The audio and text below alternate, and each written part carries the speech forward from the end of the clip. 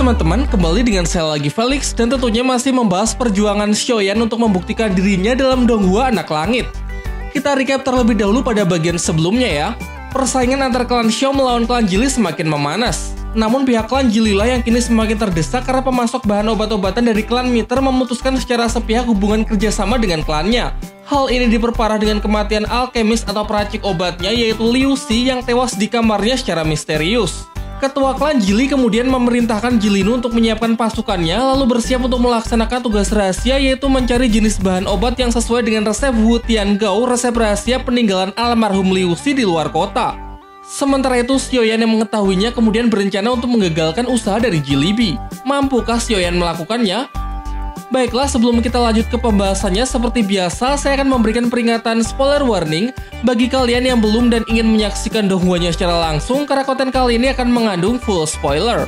Dan baiklah, tanpa berlama-lama lagi, kalau kalian sudah siap, mari kita mulai.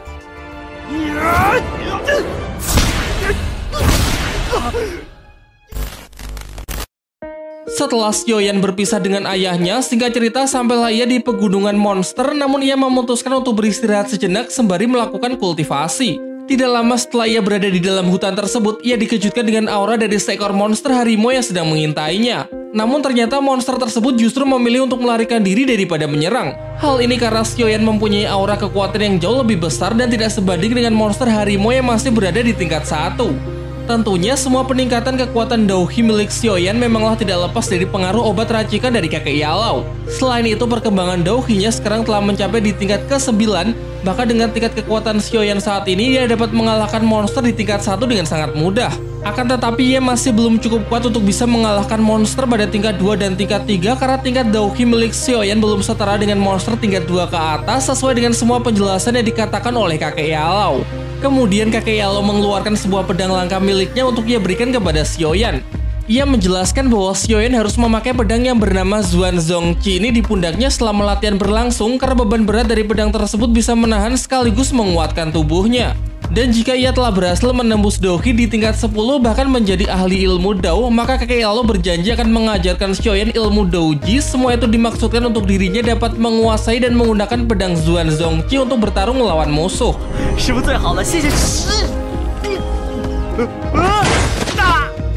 Dan juga dikarenakan kekuatan yang akan dikeluarkan pedang tersebut sangatlah besar, maka Xiaoyan juga harus menerima beban yang sebanding untuk bisa menggunakannya. Setidaknya dibutuhkan 3 hari untuk melatih kekuatan fisiknya yang dimaksudkan untuk melatih tubuh Xiaoyan agar terbiasa menerima beban yang sangat besar.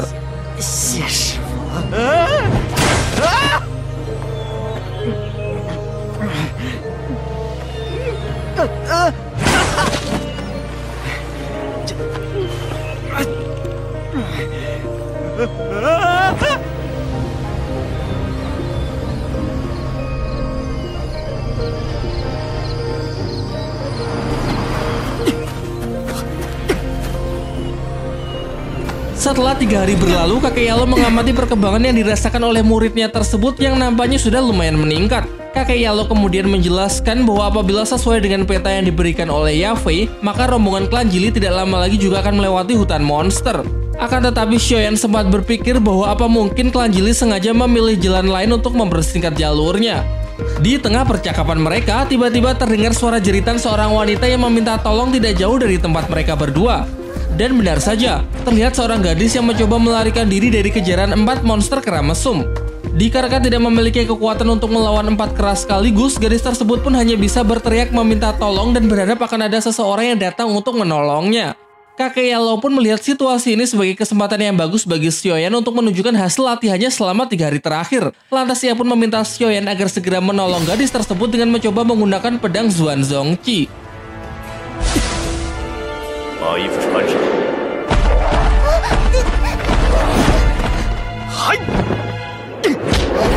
Untung saja Xiaoyan datang tepat waktu. Tanpa menunggu lama, ia pun segera menghajar para monster kera yang ingin berbuat hal yang tidak pantas kepada gadis tersebut.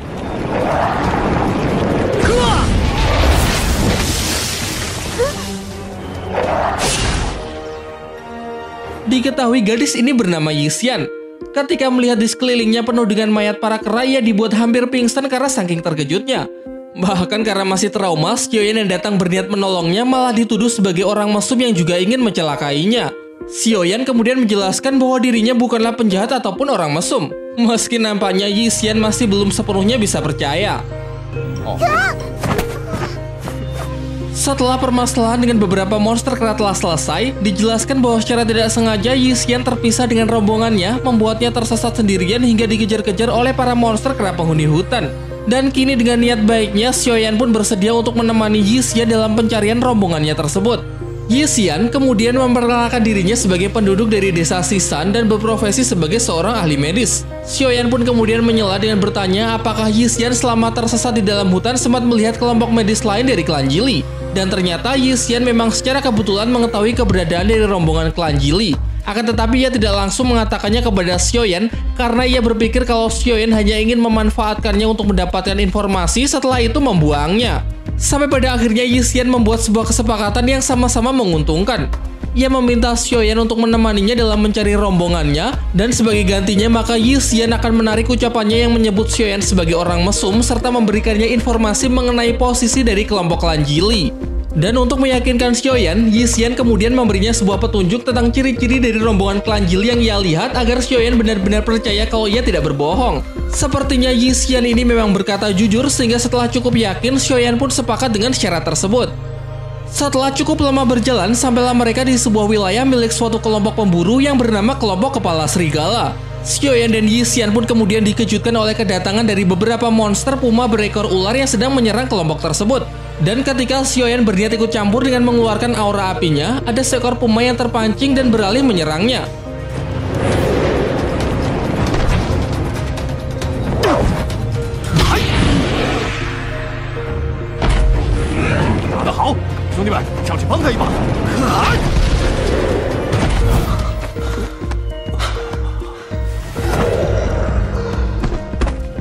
Pemimpin kelompok serigala serta para anggotanya pun merasa kagum setelah menyaksikan kekuatan api milik Xiaoyan yang begitu mudahnya dapat mengalahkan dua monster sekaligus.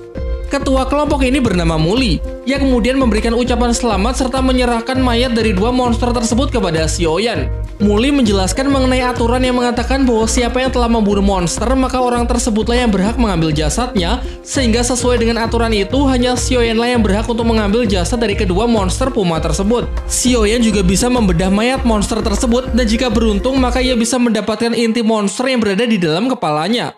Lalu dijelaskan juga bahwa selama ini pekerjaan dari kelompok pemburu memanglah untuk membunuh para monster di hutan pegunungan monster, tentunya demi mengincar inti monsternya karena jika benda itu dijual di kota bisa dihargai cukup mahal. Inti monster sendiri memiliki banyak kegunaan.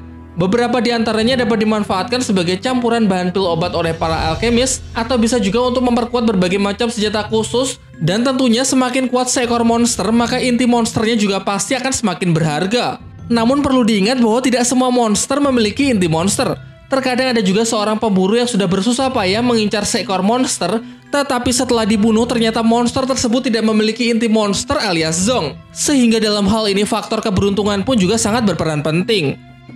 Setelah cukup lama mencari, akhirnya dengan begitu beruntungnya Xiaoyan mendapatkan dua inti monster sekaligus dari dua jasad monster puma tersebut. Yi Xian pun nampak sampai begitu kagum. Menurutnya apabila Xiaoyan ikut bergabung dengan kelompok pemburu monster, maka dalam hitungan hari saja pasti sudah untung besar. Namun yang perlu diingat bahwa tujuan Xiaoyan datang ke pegunungan tersebut bukan untuk memburu monster demi mendapatkan uang, melainkan ingin segera menemukan rombongan dari klan Jili. Mendengar Xiaoyan yang terlalu belak-belakan, Yi Xian membawanya ke tempat yang lebih sepi, kemudian dengan merendahkan suaranya ia menyarankan agar Xiaoyan selalu berhati-hati dalam berucap karena sekarang mereka masih berada di dalam wilayah kekuasaan kelompok pemburu kepala serigala. Pemimpin kelompok mereka yang bernama Muli terkenal sebagai seorang pemimpin yang mempunyai sifat licik, kejam, egois, dan sering menyalahgunakan kekuasaannya. Kemudian Yi Xian meminta Xiaoyan agar mau melindunginya untuk 1 malam lagi sampai keadaan benar-benar aman, setidaknya hingga besok tiba di wilayah desa Singsan. Yi Xian pun berjanji bahwa besok dirinya pasti akan memberikan semua informasi yang ia ketahui tentang klan Jili kepada Xiaoyan. Setelah mendengar semua penjelasan tersebut, kakek Yalo dapat menilai bahwa meskipun gadis ini terlihat licik, namun menurutnya semua perkataan Yi Xian bukanlah kebohongan. Scene beralih memperlihatkan rombongan dari klan Jili yang sedang melewati tebing batu di wilayah desa Singsan, dan ia memutuskan untuk mengambil jalan pintas supaya dapat mempersingkat perjalanan mereka. Di saat yang bersamaan, terlihat Yi Xian, Xiaoyan, dan para anggota kelompok kepala serigala sedang mencari bahan obat-obatan di dalam hutan. Kakek Yellow mengatakan bahwa apabila Xiaoyan ingin mencari tanaman obat, maka ia harus mencari bahan yang dapat menguntungkannya dan berguna jika Xiaoyan akan menjadi seorang alkemis di masa depan. Kemudian Kakek Yellow juga menjelaskan bahwa ada rerumputan bernama bunga Lian Yilan. Ini merupakan jenis tumbuhan bayang-bayang yang bunganya mekar dalam 2 tahun sekali. Kelopak bunga tersebut memiliki fungsi untuk membangun, tetapi efek yang ditimbulkan sangatlah kuat. Hanya seorang alkemis berbakatlah yang dapat menjadikan bunga tersebut sebagai obat. Setelah memperkenalkan tanaman bunga Lian Yilan, Kakek Yellow kemudian juga memperlihatkan jenis tanaman lain seperti Lian Ju. Namun baginya obat tersebut belum cukup berguna untuk Xiaoyan karena harganya yang sangat murah, di mana satu tas penuh hanya senilai 1 koin emas. Seusai cukup menjelaskan 2 jenis tanaman obat tersebut, akhirnya Kakek Yellow menunjukkan tanaman yang akan cukup berguna untuk Xiaoyan. Tanaman yang bernama Huang Lian Jing dengan memiliki bentuk seperti umbi. Meskipun bahan ini merupakan obat kelas bawah, tetapi mempunyai fungsi khusus untuk menghaluskan sebuah pil obat. Ia kemudian meminta Xiaoyan untuk mematahkan bagian dahan tanaman tersebut, dan secara tidak terduga di dalam umbinya ternyata mengandung zat bernama Zui Lian Jing. Kini setelah mengetahui tanaman kelas bawah tersebut sangat berkualitas, maka Kakek Yellow berpesan supaya Xiaoyan segera menyembunyikan tanaman tersebut dari pandangan Muli. Singkat cerita, ketika Xiaoyan sedang mengamati Yi Xian yang berjalan sendirian, dari arah belakang tiba-tiba Muli menegurnya dan menggodanya. Menurut pendapatnya, hubungan antara Xiaoyan dan Yi Xian memang sangat cocok. Selain itu, Muli juga mengungkapkan kekagumannya terhadap kemampuan Xiaoyan. Sebagai ketua kelompok kepala serigala, Muli pun kemudian memberikan sebuah tawaran, yaitu apabila Xiaoyan bersedia bergabung dengan kelompoknya, maka ia menjanjikan posisi sebagai pemimpin tim kelompok kepala serigala. Dan apabila Xiaoyan masih bingung untuk menjawabnya, maka ia akan memberikannya waktu untuk berpikir. Tidak lama waktu berselang, Xiaoyan bergegas untuk menyusul ke arah jejak terakhir Yi Xian, dan setelah lama mencari, akhirnya sampailah ia di ujung jurang, di mana ia melihat Yi Xian dari atas jurang sedang melihat ke arah dasar jurang. Yi Xian pun meminta Xiaoyan agar tidak perlu cemas karena ia memang sengaja datang ke tempat tersebut untuk menyendiri. Hal ini ia lakukan karena melihat ada sebuah gua di bawah jurang, yang mana ia mempunyai sebuah firasat bahwa di dalam gua tersebut terdapat banyak harta karun yang sangat berharga. Namun di samping itu ia juga dapat melihat terdapat jejak dari monster ular di balik bebatuan pada mulut gua.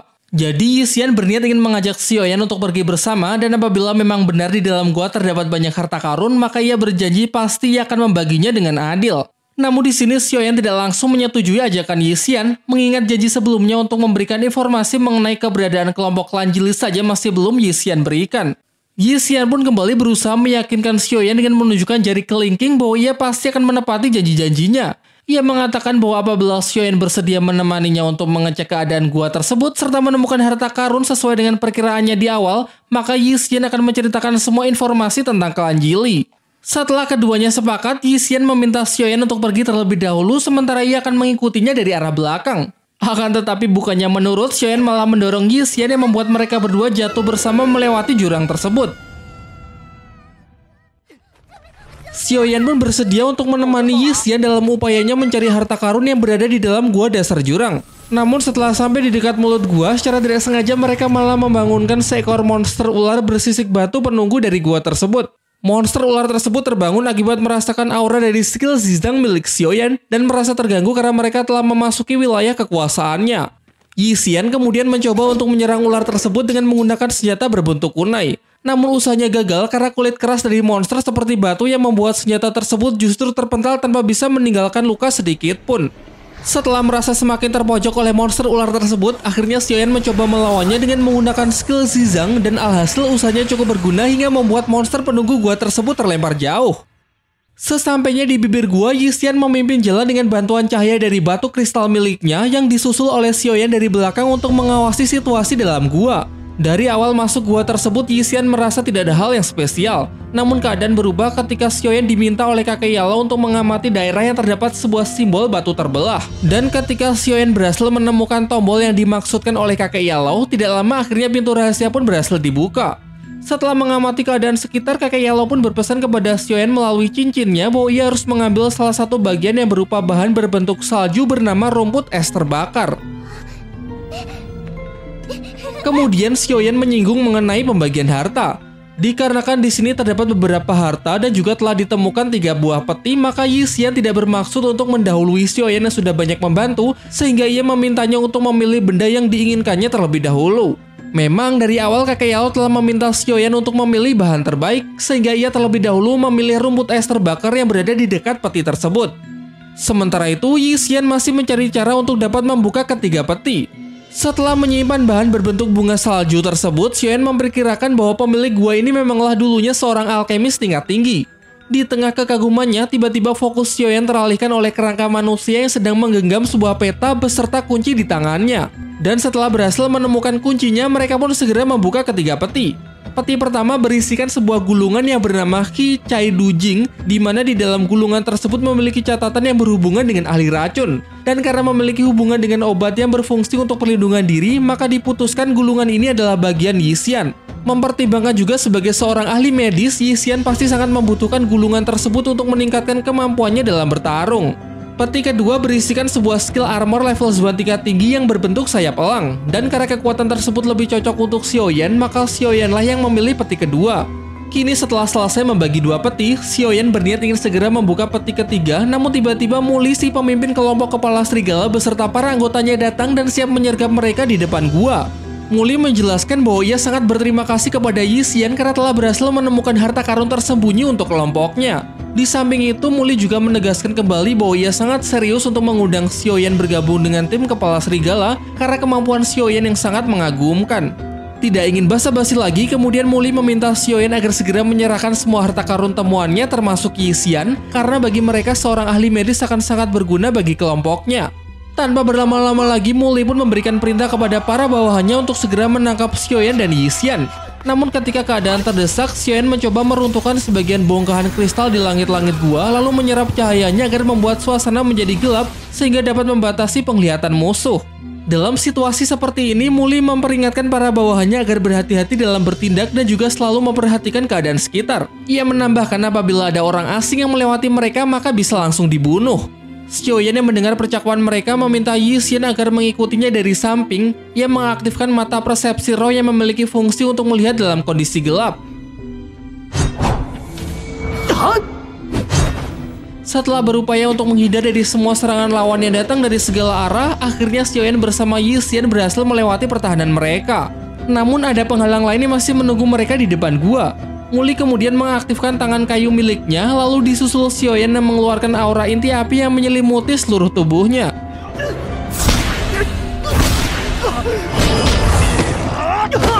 Akan tetapi kekuatan mereka terlihat masih belum sebanding, di mana dengan mudahnya Muli dapat menjatuhkan Xiaoyan.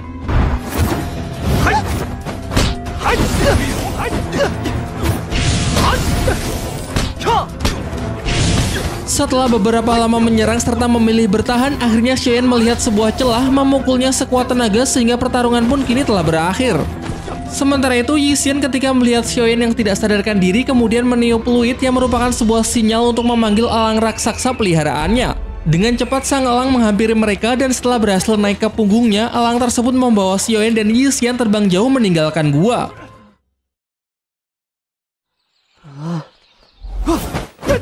Pada keesokan harinya, diperlihatkan Xiaoyan yang baru saja melewati masa kritisnya setelah kemarin malam ia cukup terluka akibat menerima semua serangan Muli. Setelah sadar, Xiaoyan kemudian menanyakan tentang keberadaan kelompok kepala serigala kepada Yixian. Yixian mengatakan bahwa sekarang keadaan mereka sudah cukup aman karena di sini terdapat kelompok pemburu lain dari desa Sisan yang menjaga mereka semalaman.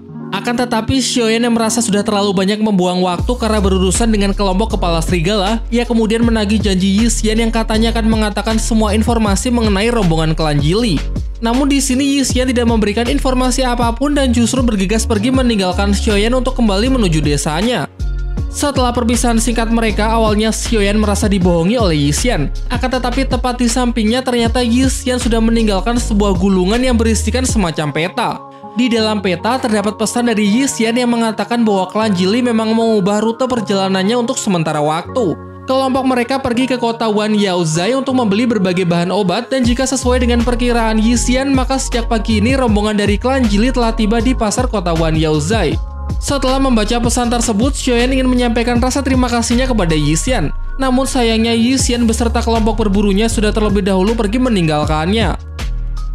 Selang beberapa waktu memperlihatkan Xiaoyan yang sedang melakukan proses kultivasi di dalam gua dari balik air terjun. Merasakan kekuatannya yang cukup meningkat, kemudian kakek Yalo memintanya untuk segera memakan kolektor Qi untuk memurnikan inti kekuatan api oren milik Xiaoyan. Meskipun cuma memerlukan waktu singkat, kini inti kekuatan api di dalam tubuhnya berubah warna menjadi putih dan lebih murni. Bahkan kini Xiaoyan juga berhasil menembus Douqi di tingkat Daozi level 2. Kakek Yalo pun menyarankan agar Xiaoyan berterima kasih kepada Muli karena menurutnya tekanan yang diterima oleh Xiaoyan dari serangan Muli kemarin malam cukup memberikan pengaruh terhadap tubuhnya yang dapat secara langsung memberikan peluang untuk meningkatkan aliran dari potensi kekuatan Douqi-nya. Xiaoyan kemudian meminta kepada kakek Yalo untuk mengizinkannya menggunakan gulungan aneh yang ia dapat dari gua harta karun supaya ia bisa mengendalikan skill lain di tingkat Daozi.